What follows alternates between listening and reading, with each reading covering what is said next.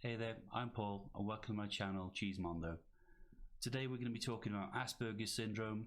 There is a guy on the internet called Fallout Boy who believes this doesn't exist. This is something that affects me personally.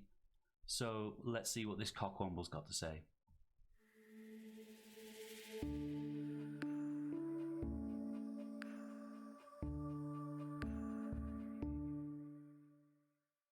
Just in case anyone doesn't know what a cockwomble is, this is what I'm talking about.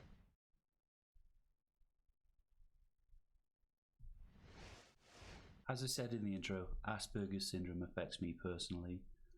This is something I was diagnosed with in university. It doesn't affect me greatly, but it does affect things like my social skills. Loud noises affect me. Busy places, shopping malls affect me and can be quite stressful. The other thing that's interesting is if you get me talking about something I'm particularly passionate or excited about, I just don't shut up. That's particularly evident at work. So if you work with me, I'm really sorry. But yeah, so this is something that is real. I've met a lot of people affected by this disorder.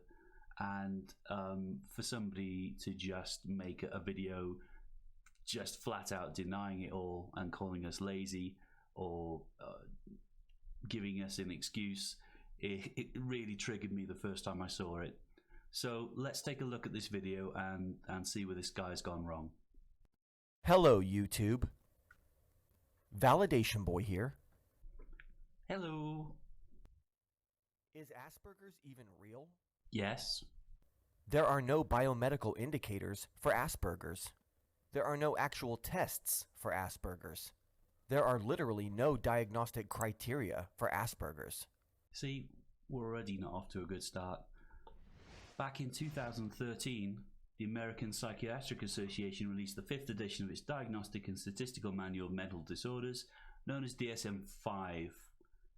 This included diagnostic criteria for autism and specifically Asperger's disorder. Whoops. The symptoms of this so-called condition are nothing more than a generic description of any child anywhere in the world. Nope. There are no legitimate forms of treatment available for Asperger's. The only thing they will do for someone with this alleged condition is send them to a shrink to talk about stuff. You're just a cockwomble. There are many things that can be done to help people with autism and Asperger's syndrome, and they include behavioral, educational, and family therapies. You can be prescribed medication, and there's also nutritional advice that can be given just to help the symptoms. We don't all just sit around and talk about our feelings, mainly because one of the symptoms of autism and Asperger's syndrome is you don't really know or understand what feelings are. You're just a dick. The medical industry itself doesn't even take Asperger's all that seriously. Again, you're just wrong. DSM-5 already mentioned it. It's not even listed as its own disorder. Is the entire thing just a hoax?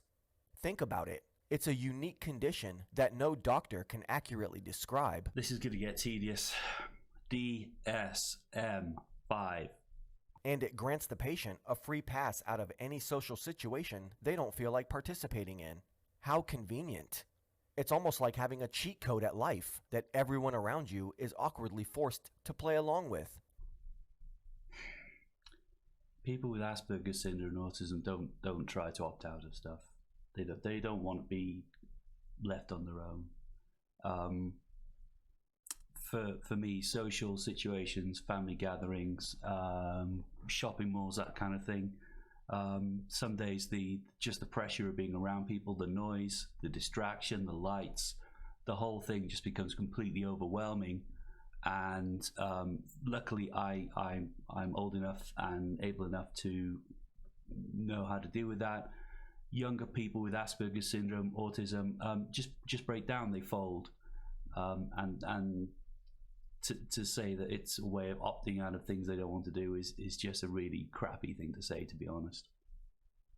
This girl can clearly pick up on all kinds of social cues, but we're supposed to believe that this tool bag can't? I call bullshit. I'm honestly not really sure what point you're trying to make. People with Asperger's syndrome and autism look like everyone else. I'm not sure where you're going with this.